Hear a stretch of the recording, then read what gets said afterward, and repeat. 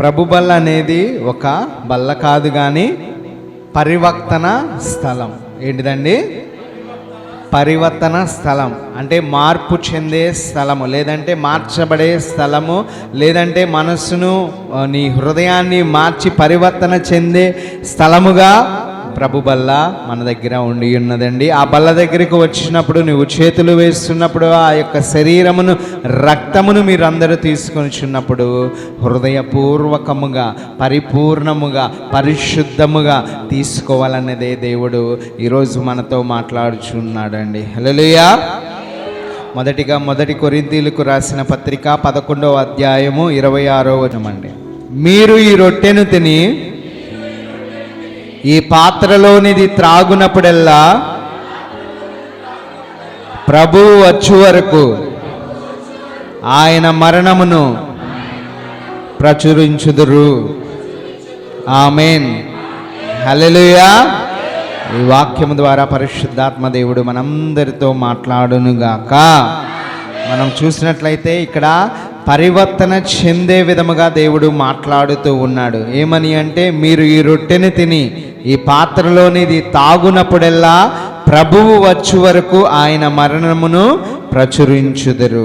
మనము తింటున్న ఆ శరీరము అనగా క్రీస్తు వారి శరీరము, క్రీస్తు వారి రక్తమును తినుచు త్రాగుచు ఉన్నప్పుడు పరివర్తన చెందకుండా, హృదయ మార్పు లేకుండా, హృదయ కాఠిన్యముతో హృదయము ఇంకా నిండుకొని ఉంటే మనము తీసుకొనిచున్నప్పుడు ఆ యొక్క శరీరము, రక్తము క్రీస్తు శరీర రక్తముగా మార్చబడదు, కానీ అది రొట్టెగా, ద్రాక్ష రసముగానే మిగిలిపోయింది. దానివల్ల ఏ ప్రయోజనము కూడా ఉండనే ఉండదు. పరివర్తన చెందాలి మనం. ప్రభు బల్ల అంటే ఆషామాషి కాదండి. ఆయన బల్ల దగ్గరికి వస్తున్నప్పుడు ఆయన మన మధ్యలో, ప్రభు అయిన యేసు క్రీస్తు వారు మన మధ్యలో కూర్చుని ఆ బల్ల ఇస్తున్న సమయములో ఆయన శరీరములో నుంచి ఒక్కొక్క ముక్కను మనకు తిరిగి మనకు ఇస్తున్నట్లుగా మనము జ్ఞాపకపరుచుకోవాలి. ఆయన ప్రతి శరీరములో, ఆయన శరీరములో కారుచున్న ఆ రక్తపు ప్రతి బొట్టు బిందువును కూడా నీ కొరకే పాప క్షమాపణ నిమిత్తము నిన్ను ప్రతి విషయములో పరిశుద్ధునిగా మార్చడానికి కార్చబడిన రక్తమే నీకు దారబోస్తూ మరలను తిరిగి నీ కొరకు జీవము కలిగిన శరీరము, జీవము కలిగిన రక్తముని తిరిగి ఇస్తూ ఉన్నాడండి. హల్లెలూయా. హల్లెలూయా. ఏదో తయారు చేసుకుని వచ్చి, లేదంటే ద్రాక్షరసమును మార్చబడి కాదు, కానీ దేవుడే స్వయముగా ఏమి చేస్తూ ఉంటాడంటే ప్రతి మనము ఇస్తున్న ప్రభు బల్ల ఆరాధనలో ప్రభువైన యేసుక్రీస్తు వారు తన శరీరములో నుంచి జీవము కలిగినదే మీకు ఇస్తూ ఉన్నారండి. జీవము కలిగినదే మీరు త్రాగుచూ ఉన్నారు. అది ప్రభువైన క్రీస్తు వారి శరీరము జీవముతో సజీవముగా మన కొరకు ప్రాణ త్యాగము చేసి ఉన్నారు కదా శిలువ మీద. అలాంటి ఆ మరణమును జ్ఞాపకపరుచుకుంటూ, ఆ మరణమును మన హృదయాలలో నిలుపుకుంటూ పరివర్తన చెందే విధముగా మనము ఉండాలని దేవుడు కోరుకొనుచూ ఉన్నాడండి. హల్లెలూయా. ఈరోజు ఒక 6 మాటలను దేవుడు మనకు బోధించబోతున్నాడు. ముందుగా, నీవు పరివర్తన చెంది నన్ను జ్ఞాపకము చేసుకొనుడి అని దేవుడు చెబుతున్నాడు. మొదటి మాట ఏంటండి? నీవు పరివర్తన చెంది చేసుకోమని దేవుడు చెబుతూ ఉన్నాడండి. మనము పరివర్తన చెందాలి అంటే మనిషిగా పరివర్తన చెందాడు, లేదంటే పరివర్తన చెందిన వ్యక్తిగా, స్త్రీగా, పురుషుడిగా ఉన్నారంటే ఎవరైనా ఏం చెప్తారు మనల్ని చూసి? వీడు మంచోడా చెడ్డవాడా అని కొన్ని పనులను బట్టి, క్రియలను బట్టి మనుషులు మాట్లాడతారు. కానీ దేవుడు ఎలా మాట్లాడతాడు? ఎలా మాట్లాడతాడండి? హృదయమును చూసి మాట్లాడతాడు. మీకు ఆశీర్వాదాన్ని రావాలన్నా ఏం చూస్తాడు? హృదయమును చూస్తాడు. నువ్వు ఎంత ప్రార్థన చేసి, ఎన్ని ఉపవాసాలు ఉండి, ఎంత కఠినముగా నీ శరీరమును నలగగొట్టుకుని హృదయము మారకుండా ప్రార్థన చేస్తే ఆకు ఎండిపోయే ముందు రాలిపోయింది కదా, అలాగా రాలిపోద్ది, ఉపయోగం ఏమీ ఉండదండి. మనం హృదయము మార్చుకుని పరివర్తన చెంది ఆయనను జ్ఞాపకపరుచుకోమని ఆయన చెబుతూ ఉన్నాడండి. మన పరివర్తన ఎలాగున మార్చబడాలంటే వేరొక ఆలోచన ఉండకూడదు, వేరొక ఉద్దేశం ఉండకూడదు, వేరొక లోకము మనలో నిలిచి ఉండకుండా ఉండాలని దేవుడు కోరుకొనిచున్నాడు. అందరూ చాలామంది కూడా వైట్ అండ్ వైట్లు వేసుకుని వచ్చి ఉన్నారు, చాలా నీట్గా వచ్చి ఉన్నారు. అయితే ఈ వైట్ అండ్ వైట్ మనకు ఉపయోగం లేదు, కానీ లోపల వైట్ అండ్ వైట్ దేవుడు చూసేవాడై ఉన్నాడండి. హల్లెలూయా. హృదయమును, ఆ హృదయాన్ని కడుగుకొని శుభ్రపరుచుకుని ఖాళీ చేసుకుని ఆ పాత్రను తీసుకువచ్చి దేవుని సన్నిధిలో నిలుపుకుని మీ అందరి హృదయాలను చేత పట్టుకుని దేవుని దగ్గర ఆయన పాదముల దగ్గర పెడుచు ఉన్నప్పుడు ఆయన ఏం చేస్తాడంటే నింపి పంపిస్తాడంట. మీరే నింపుకుని వచ్చారనుకోండి, నాకు అవసరం లేదు దేవునిది ఏది కూడా అని నింపుకుని వచ్చారనుకోండి, మళ్ళా అలాగునే తిరిగి వెళ్ళిపోతారు. హల్లెలూయా, హల్లెలూయా. దేవుని సన్నిధికి వచ్చేటప్పుడు పరివర్తన కావలసి ఉన్నది. ఆ పరివర్తన నీ హృదయమును మార్చుకుంటే నీ ఆలోచన మారుతుంది, నీ మాట మారుతుంది, నీ చూపు మారుతుంది, నీ క్రియలు మారుతాయి. అన్నీ కూడా హృదయమును బట్టే ప్రతిదీ కూడా మార్చబడుతూ ఉంటుందంట. హల్లెలూయా. అందుకని మనం ఒకసారి లూకాసు సువార్త 22వ అధ్యాయము 19వ వచనం చదువుకుందామండి. పిమ్మట ఆయన యొక్క రొట్టె పట్టుకుని కృతజ్ఞతాస్తుతులు చెల్లించి దాన్ని విరిచి వారికిచ్చి, ఇది మీ కొరకు ఇవ్వబడుచున్న నా శరీరము, నన్ను జ్ఞాపకము చేసుకొనుటకై దీనిని చేయుడని చెప్పెను. ఆమేన్. హల్లెలూయా. మనం దేవుడు ఇక్కడ ఏమిటి చెబుతూ ఉన్నాడంటే ఆయన రొట్టె పట్టుకుని కృతజ్ఞతాస్తుతులు చెల్లించి ఉన్నాడంట. ఎందుకొరకనంటే మన అందరి పాపములను తీయడానికి, మన శాపములను కొట్టివేయడానికి, మన భారములన్నిటినీ తీయడానికి ఆయన నా శరీరమునే దారబోస్తున్నాను అని తండ్రి దేవుడికి కృతజ్ఞతాస్తుతులు తెలియచేస్తూ, ఇంకా కొన్ని దినాలలో తర్వాత దినములలో ఆయన శిలువ యాగమునకు వెళ్ళబోయే ముందు ఆ మేడగదిలో ఈ భోజనపు బల్ల దగ్గర వారందరూ కూడా ప్రభువారు చేస్తున్నది చూస్తూ ఉన్నారు. ఈ రోజున మనము కూడా మొదటి ఆదివారం లేదంటే ప్రభు బల్ల ఇస్తున్నప్పుడు అదే క్రియను కూడా మనము చూస్తూ ఉన్నామండి. ఏ క్రియను చూస్తున్నామంటే ఇది నా శరీరము అని దేవుడు చెబుతున్నట్లుగా మనము చూస్తున్నామండి. ఆయన శరీరానికి మనం ఏమి చేయాలి? తినుచున్నప్పుడు ఏం తెలియచేయాలండి? కృతజ్ఞతాస్తుతులు తెలియజేసి దానిని విరచాలంట. శరీరాన్ని విరిచి తినాలి. ఆ విరిచి తినే ముందు నీ హృదయాన్ని విరుచుకున్నావా లేదనేది ఒకసారి ఆలోచించుకో. హృదయాన్ని విరుచుకోమంటున్నాడు మొదటిగా దేవుడు మనల్ని. మన హృదయంలో ఏమేమి ఉంటాయి? మీ హృదయాల్లో ఏమేమి ఉంటాయో ఒక్కొక్కటిగా అన్నీ ఉంటాయి. ఒక్కొక్కటి ఒక్కొక్క సమయంలో వచ్చేస్తూ ఉంటాయి. ఒక్కొక్కటి ఒక్కొక్క పరిస్థితిని బట్టి చేరుతూ ఉంటాయి. ఒక్కొక్కటి ఒక్కొక్క విషయాన్ని బట్టి మన ముందుకు వస్తూ ఉంటాయి.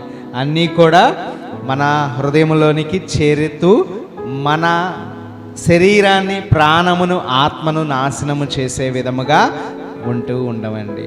కానీ వాటిని పరివర్తన చెంది వాటిని మార్చుకుని దేవుని ప్రభు బల్ల దగ్గరికే కాదు కానీ దేవుని సన్నిధికి దేవుడితో నీవు ఉన్నావనే భయముతో జీవించేటప్పుడు వాటన్నిటిని కూడా తీసివేసి విరిచి నేను దేవుని కొరకు బ్రతుకుతాను అని జ్ఞాపకము చేసుకుని మనము బ్రతికే వారిగా ఉండాలండి. హల్లెలూయా, హల్లెలూయా. ఏదో ఒకరోజు లేదంటే వారములోనే, మొదటి వారములోనే, లేదంటే ప్రభు వల్ల ఇస్తున్న సమయములోనే నేను విరిగాను అంటే వారం తర్వాత నేను అతుక్కున్నాను అంటారా?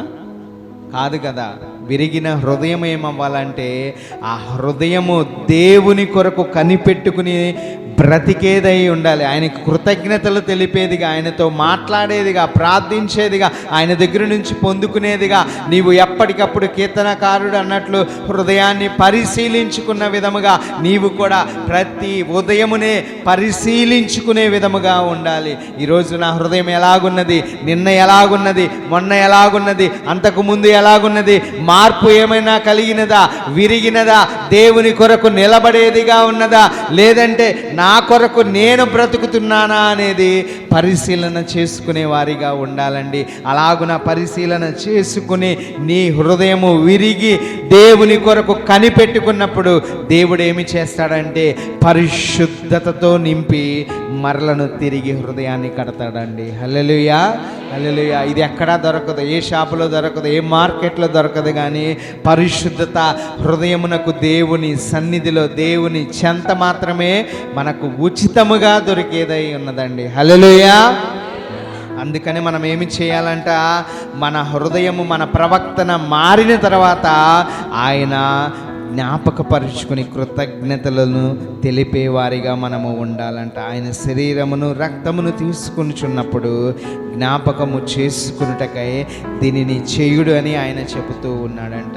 ఏమి జ్ఞాపకము చేసుకోవాలి మనము? హృదయము మారింది, పరివర్తన చెందాము. ఆ మార్పు కలిగిన తర్వాత ఏమి జ్ఞాపకము చేసుకోవాలంటే ఆ కలువరి గిరి పైన శిలువ మీద మరణించిన యేసును నీవు గుర్తించాలి. ఆయన నా కొరకే ప్రాణము పెట్టాడని గుర్తుపెట్టుకోవాలి. ఆయన శరీరము దున్నబడిందని మనము పరుచుకోవాలి. ఆయన శరీరము మొత్తము కూడా ఎంతో వేదనతో పొలము దున్నినట్లుగా, వీపు అంతా కూడా దున్నబడినట్లుగా మనము చూస్తూ ఉన్నాము. ఉమ్ముతో, అవమానముతో, సిగ్గుతో ఆయన ఎంతో తల్లడిల్లిపోతూ ఉన్నాడు.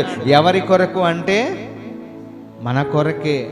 మన కొరకు మాత్రమే ఆయన అంతటి ప్రాణత్యాగంను చేశాడు. ప్రతి ఒక్కరము కూడా నా కొరకే అనుకోవాలి. ఎలా అంటే ఆయన మొల మీద ఇంకా ఒక గుడ్డ మాత్రమే, ఒక చిన్న గుడ్డ మాత్రమే ఉండి ఉన్నది. ఆ శరీరం అంతా కనబడుతుండగా, ఆ యొక్క కొరడాలతో కొడుతున్నప్పుడు, ఉమ్ముల చేత ఊస్తున్నప్పుడు, పిడిగుద్దులతో మొహము మీద గుద్దుచున్నప్పుడు ఈ భారమంతా ఎవరి కొరకు భరిస్తున్నాడా ఆయన అంటే మన పాపముల కొరకే, మన పరిశుద్ధముగా మార్చబడుటకే ఆయన అంత వేదన పడి ఉన్నాడండి. హల్లెలూయా, హల్లెలూయా. ఆ వేదనను ఒకసారి జ్ఞాపకపరుచుకోవాలి. ఆ త్యాగమును ఒకసారి మనము జ్ఞాపకపరుచుకోవాలి. ఏదో శరీరము తీసుకొనిచున్నామని ఆ సినిమా షూటింగ్లో కూర్చుని అన్నీ వింటూ ఏమీ పట్టనట్లుగా ఉండి తర్వాత తిరిగి వెళ్ళిపోతే నీతో వచ్చేది ప్రభు బల్ల కాదు కానీ సాతాను బల్ల అయి ఉన్నదండి. అప్పటి నుంచి ఏలుబడి చేస్తాడు సాతాను. చూస్తాడు, ఈడు బాగానే ఉన్నాడు రా, మంచిగా దొరికాడు రా అని. ఒకటి కాదు కానీ 7 సేనలను తీసుకుని వస్తాడు. పరిస్థితి అప్పుడు దారుణముగా, ఘోరముగా మారిపోయిందండి. నీవు ప్రభుబల దగ్గరికి వచ్చినప్పుడు, ప్రభుబల దగ్గర ఉన్నప్పుడు, ప్రవర్తన చెందినవాడిగా, ఈ ప్రవర్తన కలిగి మారు మనస్సు పొందినవాడిగా ఉన్నట్లయితే ఆ మనస్సు మరలా మారిపోకుండా కాపాడుకుని ఆయన త్యాగమును గుర్తుపెట్టుకోవాలి. ఆ ప్రాణ త్యాగమును, కార్చిన రక్తమును, శరీరమును నీ కొరకే ప్రాణము పెట్టాడు అని ఆ దానిని జ్ఞాపకపరుచుకుంటూ మరలను యేసుక్రీస్తు వారు నా కొరకు తిరిగి వస్తాడని మరి ముఖ్యముగా జ్ఞాపకపరుచుకునే వారిగా మనందరము కూడా ఉండాలండి. అట్టి నిరీక్షణ కలిగి మనము ఉండినప్పుడే ఆ ప్రభు బల్ల యొక్క అర్థము, పరమార్థము మనలో నిలిచి ఉంటుందంట. హల్లెలూయా, హల్లెలూయా. అందుకనే మనం ఏమి చేయాలంట, కృతజ్ఞతాస్తుతులు చెల్లిస్తూ మార్చబడిన నీ హృదయముతో, దేవా నా హృదయమును మార్చావు, పరిశుద్ధపరిచావు, నీకు కృతజ్ఞతాస్తుతులు చెల్లిస్తూ నా హృదయమును తిరిగి కట్టినందుకు, నా హృదయమును పరిశుద్ధతతో నింపినందుకు నీకే కృతజ్ఞతాస్తుతులు చెల్లిస్తూ ఉన్నాము. నీ శరీరమును, రక్తమును తినుటకు, తాగుటకు యోగ్యతనిచ్చినందుకు మరలను నీకే కృతజ్ఞతాస్తుతులు చెల్లిస్తున్నానని ఆ శరీరమును, రక్తమును తీసుకున్నప్పుడే ఆ విలువ నీలో చేరుతుందంట. హల్లెలూయా, హల్లెలూయా. అది జీవముతో నీలో నిలిచి ఉంటుంది. క్రీస్తు వారి జీవము నీలో నిలిచి ఉండేదిగా ఉంటుంది అంట. హల్లెలూయా. అలాగునే రెండవదిగా మనం చూసినట్లయితే ప్రభు వల్ల వర్తమానాన్ని పరిశీలిస్తుంది. ఏం చేస్తుందంట? వర్తమానం అనగా అందరూ తెలుసుగా, వర్తమానం అంటే మనం అనుభవిస్తున్న గడుపుతున్న ఈ కాలమునే వర్తకాలం. భూత అంటే భూతం, జరిగిపోయిన కాలం. భవిష్యత్ అంటే జరగబోయే కాలం.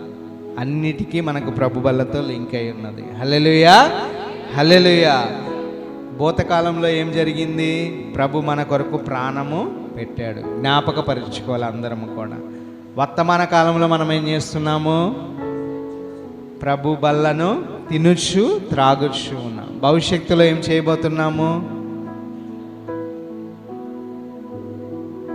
ప్రభుతోనే కలవబోతున్నాం. హల్లెలూయా, హల్లెలూయా. అది మన భవిష్యత్తు అయి ఉన్నది, మన గమ్యమై ఉన్నది. ప్రభువుని చేరుకుని, ప్రభువుని చూస్తూ, ప్రభువుని స్తుతిస్తూ, ప్రభువుని మహిమపరచడమే మన జీవిత గమ్యము, భవిష్యత్తు, జరగబోయే కాలం అయి ఉన్నదండి. హల్లెలూయా. అలాగనే మనము ప్రభు బల్ల వర్తమానాన్ని పరిశీలిస్తున్నది. మనము 1 కొరింథీయులకు రాసిన పత్రిక 11వ అధ్యాయము 28వ వచనం చదువుకుందామండి. కాబట్టి ప్రతి మనుష్యుడు తన్ను తాను పరీక్షించుకొనవలెను. అలాగూ చేసి ఆ రొట్టెను తిని ఆ పాత్రలోనిది త్రాగవలెను. హల్లెలూయా. ఇక్కడ దేవుడు ఏమన్నా తారతమ్యములు ఏమన్నా చెప్పాడండి? ఇక్కడ మనం క్లియర్గా చదవండి ఎవరైనా. కాబట్టి ప్రతి మనుషుడు తను తాను పరీక్షించుకొనవలెను. అలాగూ చేసి ఆ రొట్టెను తిని ఆ పాత్రలోనిది త్రాగవలెను. ఆ రొట్టెను తిని ఆ పాత్రలోనిదే తాగవలెను. పాత్ర ఇదేంటిదండి? ఒకటే పాత్రలోనిది తిని త్రాగవలెనని దేవుడు చెబుతున్నాడు. ఒక్కటే అయి ఉన్నది, వేరేది ఏం కాదు, విడివిడిగా లేనే లేదు. ఒక్క పాత్రలోనిదే, ఒక్క క్రీస్తు వారి రక్తమునే మనము ఒక పాత్రలోనే తినుచు త్రాగవలసిన వారిగా ఉండి ఉన్నాము. ఇక్కడ దేవుడు కూడా అదే చెబుతూ ఉన్నాడు. మనమందరం కూడా చూసినట్లయితే మనము అన్ని రకాల వాటిని కూడా మిక్స్ చేసుకుంటూ ఉంటాము. రకరకాల రుచులు, సద్రుచులు కావాలన్నట్లుగా అన్నిటినీ కూడా మన హృదయాలలో కలిపేసుకుంటాము. మనము ఎలాగనంటే నేను ధనవంతుడిని, నేను పేదవాడిని, లేదంటే నేను ఇది, లేదంటే నేను ఈ కులము, లేదంటే ఈ యొక్క నేను ఈ స్థాయిలో ఉన్నాను, లేదంటే ఆ స్థాయిలో ఉన్నానని హృదయాలలో నిలుపుకునేవారు అనేక మంది ఉన్నారండి. దేవుడు ఏం చెబుతున్నాడు? ఒకే పాత్రలోనిది, ఒకే రొట్టెను తిని ఆ పాత్రలోనిది త్రాగవలేను. హల్లెలూయా. ఒకే పాత్రలోనిది రొట్టెను దాని పాత్రలోనిదే త్రాగవలని దేవుడు చెబుతున్నాడు. మనకెందుకు భేదాలు? మనకెందుకు తారతమ్యాలు? మనకెందుకు కులము గోత్రాలు? మనకెందుకు హెచ్చు తగ్గులు? ధనవంతుడు పేదవాడు, నేను కాలు మీద కాలు వేసుకోవాలి అంటాడు ఒకడు, ఇంకోటి ఏమంటాడంటే నేను కిందే కూర్చోవాలంటారు కొంతమంది. అందరూ కూడా క్రీస్తు శరీరములో ఉన్నప్పుడు అందరము సమానులే మనము. హల్లెలూయా. ఏ తారతమ్యము లేదు, ఏ భేదము కూడా లేనే లేదు అండి. ఇప్పుడు దైవజనులుగా మేము కూడా ప్రభు వలలో పాల్గొంటే అందరము కూడా ఆ ఏక శరీరమునే తినాలి. ఆ ఏక మనము ఆయన కార్చిన రక్తమునే పాత్రలోనిదే త్రాగేవారమై ఉండాలి. కానీ ఇక్కడ విడిగా, లేదంటే మీకు విడిగా ఇవ్వడానికి లేదు. మందిరములో, ఆయన సన్నిధిలో ఒక్క పాత్రలోనిదే ప్రతి ఒక్కరము కూడా చేయవలసినదిగా ఉన్నదండి. హల్లెలూయా. ఏ తారతమ్యము లేదు. కానీ నీ వర్తమానం ఎలాగున్నదో ఒకసారి ఆలోచించు. దేని కొరకు పరుగులు తీస్తుందో, దేని కొరకు కనిపెట్టుకుంటుందో, దేని కొరకు నిలుపుకుంటుందో, దేని కొరకు ఆశ కలిగి జీవిస్తున్నావో ఒకసారి జ్ఞాపకపరుచుకుని జీవించేవారిగా ఉన్నట్లయితే మన వర్తమానమును దేవుడు పరిశీలించేవాడై ఉన్నాడండి. హల్లెలూయా, హల్లెలూయా. చాలామంది కూడా పాపముతో నిండిపోతూ ఉంటుంది హృదయం. ఎలాగునా పాపముతో నిండిపోయి వాళ్ళు ఏం చేస్తారంటే ఇది పాపము కానే కాదు అంటారు. బల్లగుద్ది నేను చెప్తున్నాను, ఇది పాపము కానే కాదు అంటారు. వాక్యములో సరి చేసి చూపిమంటే ఏమైంది? తెలియనే తెలియదు. అది ఎక్కడుందో తెలియదు, ఎలా ఆచరించాలో తెలియదు, ఎలా ఉండాలో ఎలా నడుచుకోవాలో తెలియదు. ఎక్కడో మనం అనుకుని మనం చేసేస్తే అయిపోయింది, ఇదే మంచి, లేదంటే ఇదే దేవుడి నీతి, ఇదే దేవుడి బల్లగుద్ది చెప్తున్నాను, ఇదే ఖచ్చితం అని మనకు అనుకుంటాం. దానివల్ల ఏం జరిగిద్ది? సాతాను బల్ల వస్తుంది మనతో పాటు. ఈరోజు రెండు మాటలు, ప్రభు బల్ల, సాతాను బల్ల. ఏది తీసుకెళ్తున్నారో మీకు హృదయాలతో తీసుకువెళ్ళేవారిగా ఉంటే మీ బ్రతుకులు మార్చబడతాయి. లేని విధముగా ఉంటే సాతాను ఏలుబడి చేస్తూ ఉంటాడు. ఖచ్చితంగా ఇదే ఇదని ఆడు బల్ల గుద్దుతూ ఉంటాడు. మనం ఏం చేస్తామంటే అలాగే ఉంటాం. దానివల్ల ప్రయోజనం ఏమీ కూడా మనకు లేనే లేదండి. హల్లెలూయా. కొంతమంది ఏమో కక్షలతో ఉంటారు. వాడిని ఏం చేద్దామా, వాడిని ఎప్పుడు కొడదామా, లేదంటే వాడిని ఎక్కడ అంతు చూద్దామా అని చెప్పి చూస్తూ ఉంటాం. మనం ఏం చేస్తున్నాం? ప్రభు వాళ్ళ దగ్గర ఉన్నామా? ప్రభు వాళ్ళ దగ్గరికే అందరూ వచ్చింది. ఎంతమంది వచ్చారు? అందరు పిల్లలు కూడా మీరు ప్రభు వాళ్ళ దగ్గరికే వచ్చారు ఈరోజు అని ఆరాధనకి. హల్లెలూయా, హల్లెలూయా. వాళ్ళ దగ్గరికి వచ్చినప్పుడు మనకు కక్షలు ఉండాలా? వాడి అంతు చూద్దామని ఉండాలా? ఎవరైనా అనుకుంటే ఈ క్షణమే అట్టి హృదయాన్ని విడిచిపెట్టేయండి. హల్లెలూయా, హల్లెలూయా. మళ్ళీ కోపము ఉంటుంది. వాడు ఇలా చేశాడురా, వాడిని ఏదో ఒకటి చేద్దాం, వాడు ఆ టైంలో ఇలా చేశాడురా, ఇది అది అని వర్తమానంలో మనం అన్నిటినీ మోసుకుంటూ ఉంటున్నాం. భవిష్యత్తు గురించి ఆలోచన లేక వర్తమానంలోనే మన బ్రతుకు పాపముతో నిండిపోయి సాతాను చేతిలో పడి నరకములోకి వెళ్ళిపోయేదిగా ఉన్నదండి. నీ వర్తమానం మార్చబడితే భవిష్యత్తుని చూడగలరు. హల్లెలూయా.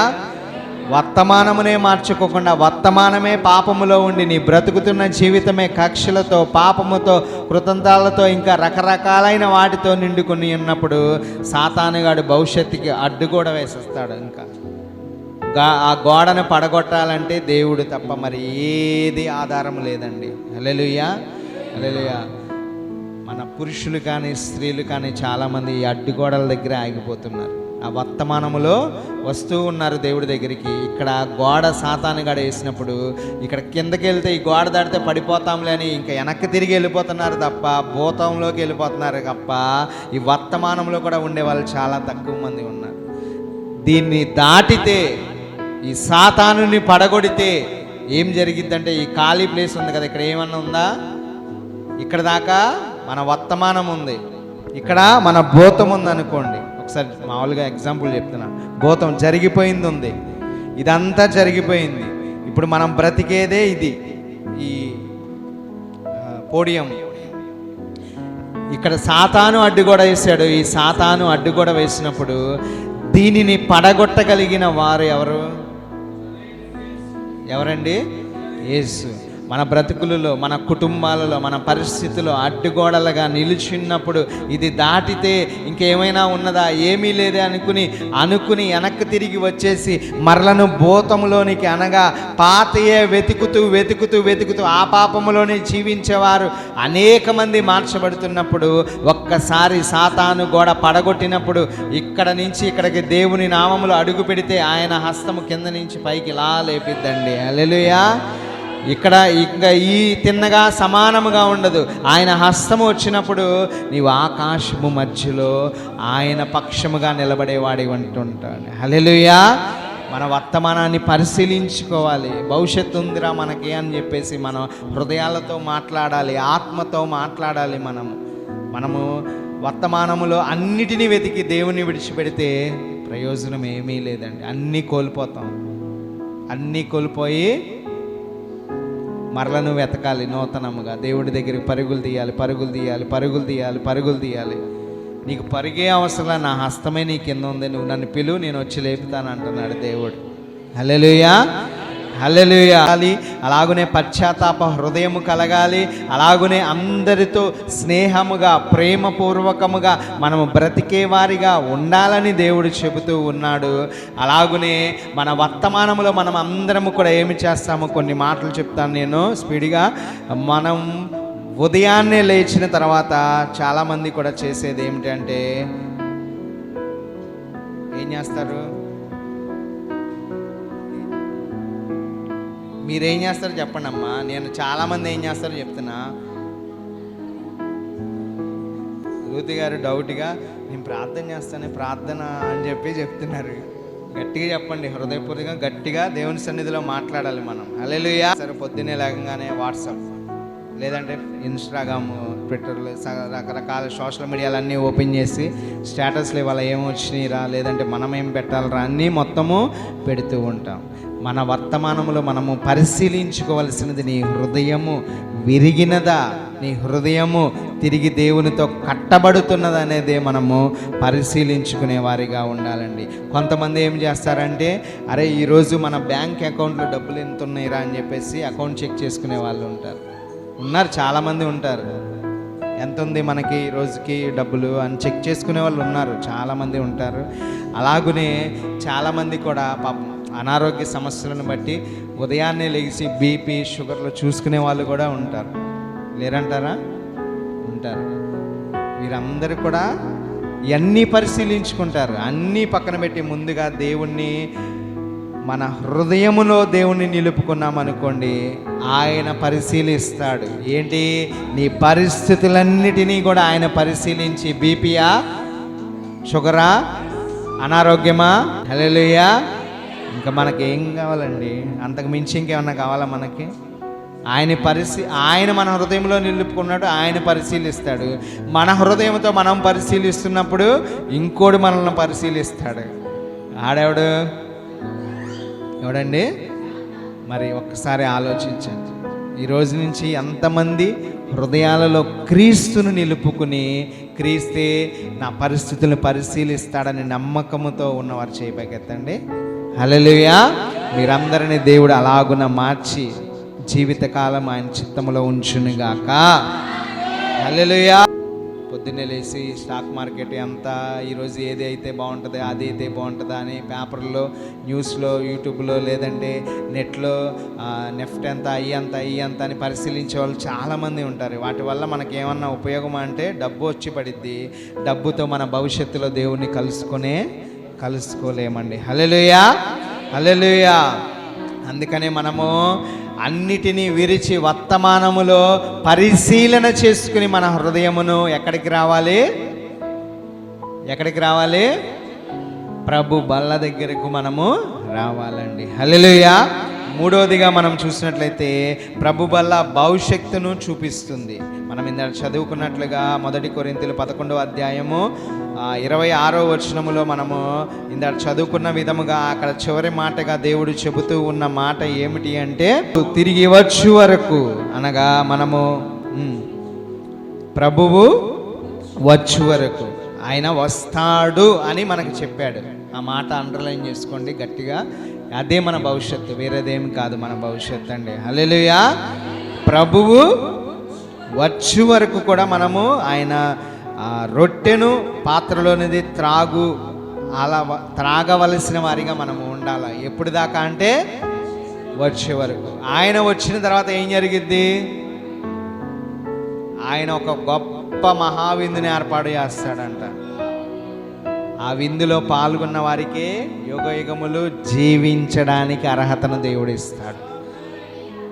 ఇప్పుడు ఈ బలలోనే పాల్గొనలేని అనేక కుటుంబాలు, అనేక మంది బాప్తిస్మను తీసుకున్న వారు, అనేక మంది రక్షణ పొందిన వారు కనుమరుగైపోచున్న సమయములో అక్కడ కనబడతారంటారా? ఎవరు కూడా కనపడరండి. ముందుగా మనకి ఇచ్చిన అవకాశాన్ని బట్టి ప్రభు బలలో పాల్గొనే వారిగా ఉన్నట్లయితే దేవుడే మనల్ని మారుస్తాడు. అలాగనే మనము ఎవరైనా సరే భవిష్యత్తుని చూడగలరా? ఒక గంటను కానీ, లేదంటే తర్వాత ఒక నిమిషంలో కానీ ఏమి జరిగిద్దో, లేదంటే తర్వాత రోజు ఏమి జరిగిద్దో, 2 రోజుల తర్వాత ఏం జరిగిద్దో ఎవరైనా ఖచ్చితంగా చెప్పగలిగిన వారు ఉంటే చేపైకెత్తండి. అయితే మనము భవిష్యత్తు గురించి మనకు ఎవరికి తెలియదు, కానీ భవిష్యత్తు సమస్తమును ఎరిగిన దేవుణ్ణి మనం పట్టుకుంటే మన భవిష్యత్తును కూడా మనం చూడగలమంట. హల్లెలూయా. మన భవిష్యత్తును చూపించే దేవుడు అండి మన దేవుడు.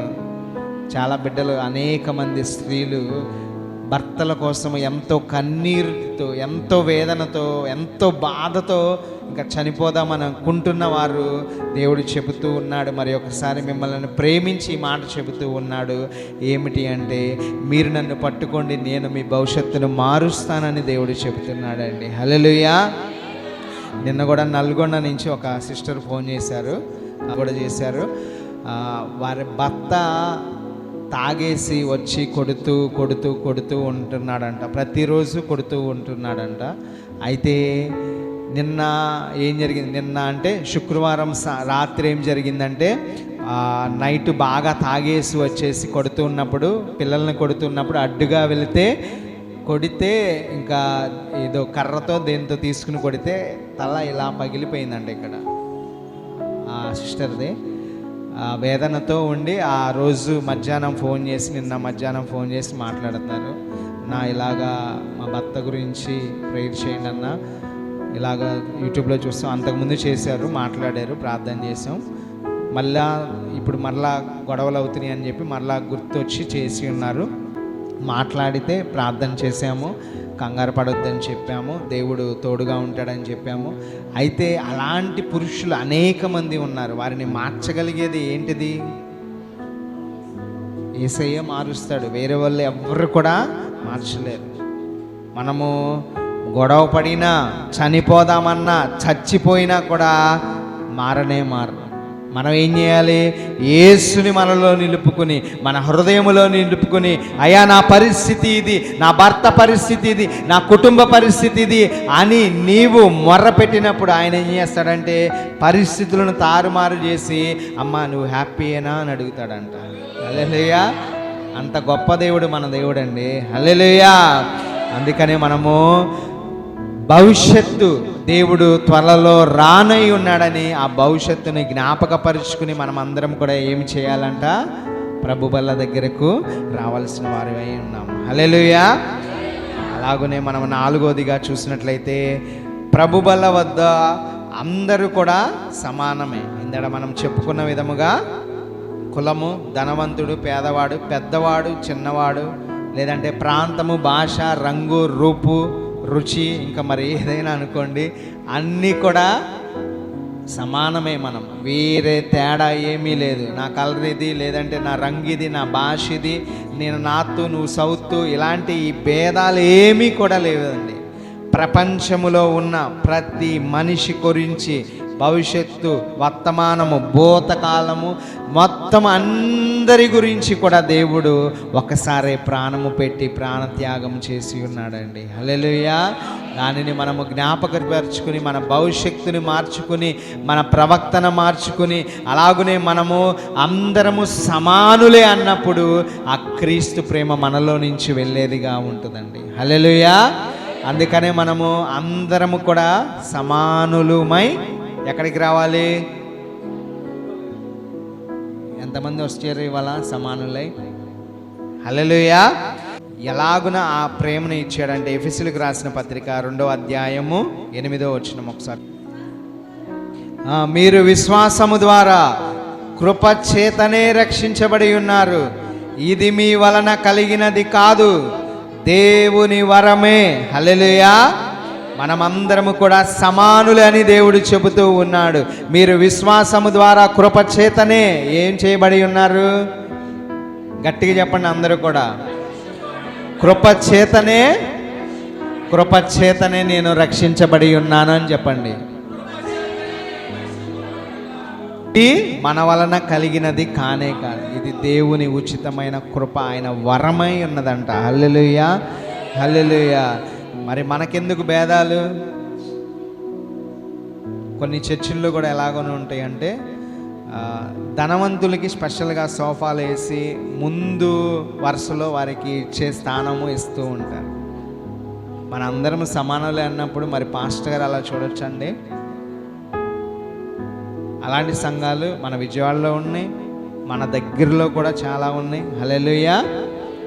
ముందు సమానంగా చూడనప్పుడు, ఈ లోకములో డబ్బు గురించే అలాగున హృదయము మారిపోయినప్పుడు మనం అర్థం చేసుకోవాలి. ఇంకా అంతకు మించి నేనేం చెప్పలేనండి. అట్లు పాస్టర్ కావాలండి. ఎంతమంది ఉంటారు సెక్యూరిటీ? దేవుడే జనముల మధ్యలోనికి వెళ్ళిపోయి చేతులు వేసి వాళ్ళ పాదాలు పట్టుకుంటూ వాళ్ళ గాయాలను ముడుతూ స్వస్థతలు ఇస్తూ ఆయన ఊరూరు తిరుగుతుంటే బాడీ గార్డ్ లేకుండా పాస్టర్లు రావట్లేదండి. దేవుడు మనలో నిలిచినప్పుడు నీవు నిలబడిన చోట దేవుడు ఉంటే ఆయన చూసుకుంటాడు. నిన్ను కాల్చినా చంపినా తెగ నరికినా కూడా ఆయన చూసుకుని ఆయన తీసుకువెళ్ళిపోయేవాడిగా ఉంటాడండి. హల్లెలూయా. బాడీగార్డులు ఎందుకు? ఎవరన్నా కొడితే ఎమ్మటే హాస్పిటల్ తీసుకెళ్ళడానికి. హల్లెలూయా. ఇలా రకరకాలు పలు విధాలుగా సంఘాలు, పాస్టర్లు, దైవజనులు, విశ్వాసులు మార్చబడిపోయి సమానత్వమును కోల్పోయి కొన్ని చర్చిలలో ఏంటంటే ఒక కులము, పాస్టర్ ఒక కులం అయితే మిగతా వాళ్ళు సగం మంది ఆ కులంలో ఉంటే వారితోనే ఎక్కువగా మాట్లాడుతూ, వారిని ఎక్కువ ప్రేమిస్తూ, వారి గురించి ఎక్కువ మాట్లాడుతూ, మిగతా వాళ్ళందరి గురించి ఎత్తి చూపుతూ మాట్లాడుతూ ఉన్న సంఘాలు అనేకమై కూడా మన మధ్యలో చూస్తూ ఉన్నాం. మేము చూసాము, అనుభవించాము, వాటిలో నుంచి వచ్చిన వారమే. అయితే దేవుడు ప్రేమను బట్టి అందరం కూడా మనం ఎవరమంట? సమానులం. ఆయన కృపచేత రక్షించబడిన వారిగా ఉన్నాము. కాబట్టి ఇది నీ వలన కలిగినది కాదు, నీ ఆలోచన వలన కలిగినది కాదు, నీ బలము వలన కలిగినది కాదు, నీ కులము డబ్బు వలన కలిగినది కాదు, కానీ దేవుని వరమే. హల్లెలూయా, హల్లెలూయా. అలాగునే ఐదవది ఇంకా రెండునే చెప్పి ముగిస్తాను. చాలా ఇంపార్టెంట్ అయినవి ఈ రెండు కూడా, 5, 6 జాగ్రత్తగా వినండి. ప్రభు బలలో రొట్టె విరగబడింది. ఆ విరగబడి ఉన్న రొట్టెకు సాదృశ్యంగా మన అహంకారము, మనలో ఉన్న అన్నీ కూడా ఏమవ్వాలంట? విరిగిపోవాలంట. హల్లెలూయా.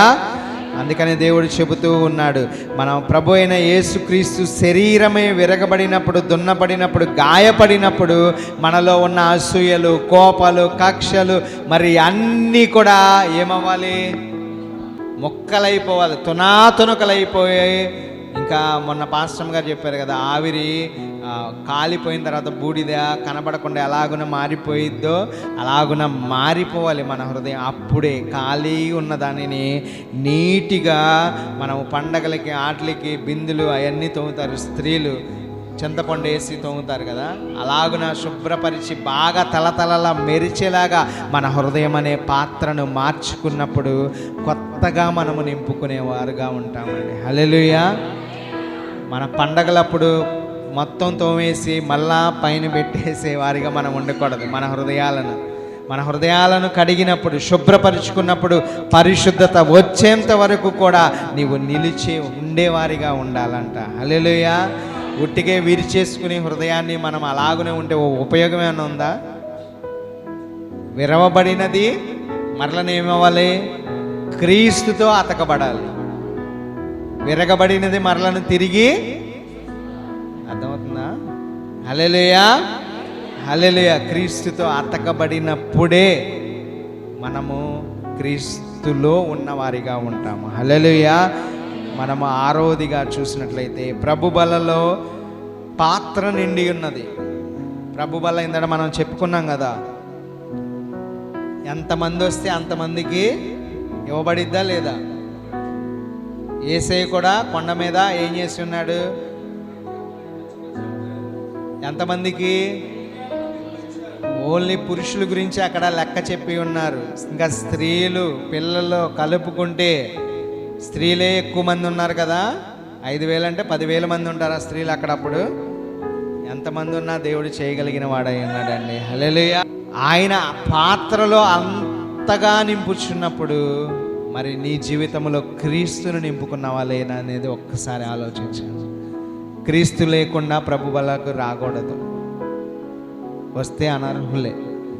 ఎవరి కొరకు రావాలి? మనము క్రీస్తును నమ్మి విశ్వసించి ఆ మారు మనసు పొంది పశ్చాత్తాపంతో హృదయపూర్తిగా పరిశుద్ధత కలిగి శుభ్రపరుచుకుని ఆయన దగ్గరికి వచ్చినప్పుడు ఆయన నింపి పంపిస్తాడంట. నీ పాత్ర ఖాళీగా ఉన్నదనుకోండి, క్రీస్తు శరీరము, రక్తము దీనిలోనికి వచ్చి జీవముతో నిన్ను నిరంతరము జీవించేవాడిగా చేస్తుందంట. హల్లెలూయా, హల్లెలూయా. ఆ పాత్రలో మనం మాట్లాడుకుంటే ఏముంటుంది? శరీరము, రక్తము ఉండేదిగా ఉంటుంది. ఏముంటుందండి? ఆయన రక్తము, ఆయన శరీరము ఉంటుంది. అంటే శరీరము రక్తము అవి చనిపోయినవా? చనిపోయి ఉన్నవా? ఆయనవి తిరిగి లేచి పునరుద్ధానుడై శరీరధారుడిగా మరలను మన కొరకు రెండవ రాకలో రాబోచున్నవాడిగా ఉన్నాడు. హల్లెలూయా. ఈ పాత్రలో ఇప్పుడు నింపబడేది రొట్టె ద్రాక్షరసమే కాదు, దేవుని క్రీస్తు జీవము కూడా నింపబడుతూ ఉన్నదండి. హల్లెలూయా. ఆయన జీవితమే మన పాత్రలోకి రాబోచున్నది. హల్లెలూయా. ఆయన జీవితము మన చేతులలోనికి రాబోచున్నది, మీ హృదయాలలోనికి కూడా రాబోచున్నది. ఒకసారి ఆలోచించండి. ఎలా స్వీకరించాలో, ఎలా తీసుకోవాలో, ఎలా నింపుకోవాలో అనేది ఒకసారి హృదయపూర్తిగా ఆలోచించుకోవాలండి. మనము రక్తం అంటే ఆయన ధారబోసేశాడు జీవితాన్ని, ఆ రక్తమే మీకు ఇవ్వబడుతుంది. దున్నబడిపోయినది శరీరం, ఆ శరీరమే మీకు ఇవ్వబడుచున్నది. అది జీవము కలిగి ఉన్నది. ఏ క్రీస్తు వారు శరీరము జీవముతో ఎలా అయితే చేసి ఉన్నాడో ఆ రక్తముని, ఆ యొక్క శరీరముని తిరిగి మీకు జీవముతో ఇవ్వబోచున్నాడు. ప్రతి ఒక్కరు కూడా హృదయపూర్తిగా ఆ రక్తము కొరకు కనిపెట్టుకునే వారిగా, ఆ శరీరము కొరకు కనిపెట్టుకునే వారిగా మీరు పాత్రలో ఎలా అయితే క్రీస్తు వారు ప్రేమ చేత, ఆయన కృప చేత నింపుతున్నాడో ఉచితముగా, మీ జీవితాలలో కూడా క్రీస్తును నింపుకున్నప్పుడు మీరు క్రీస్తు శరీరము రక్తము ద్వారా ఆయన అభిషేకమును పొందేవారిగా ఉంటారు. ఆయన మీలో నిలిచి ఉండేవారిగా ఉంటారు. ఆయన మీతో పాటు జీవించి ఉండేవాడిగా ఉంటాడు. ఆయన మీ కుటుంబాలలో మీతో పాటు నిరంతరము కూడా జీవించే గొప్ప క్రీస్తు అయి ఉంటాడండి. హల్లెలూయా. హల్లెలూయా. మరి మన జీవితంలో ఏమి ఉన్నదంటే సమాచారాలు ఉంటాయి. ఏంటంటే చుట్టుపక్కల వాళ్ళ అన్ని సమాచారాలు మన హృదయాల్లో నిలుపుకుంటాం. మన హృదయములో నింపుకోవలసినది పరిశుద్ధత, దేవుని అభిషేకమై ఉన్నదండి. హల్లెలూయా. వీటి వల్ల ఏమైనా ఉపయోగం ఉంటుందా? మొత్తం అన్నీ తీసుకొచ్చి నింపుకుంటే ఒక అగ్గిపుల్ల ఎవరైనా వేసారనుకోండి, తగలబడిపోయిద్ది. ఇంకా ఆలోచన ఉండదు, తగలబడిపోయిద్ది నీ హృదయం. ఎందుకంటే అన్నీ తీసుకొచ్చి వేసుకున్నావు.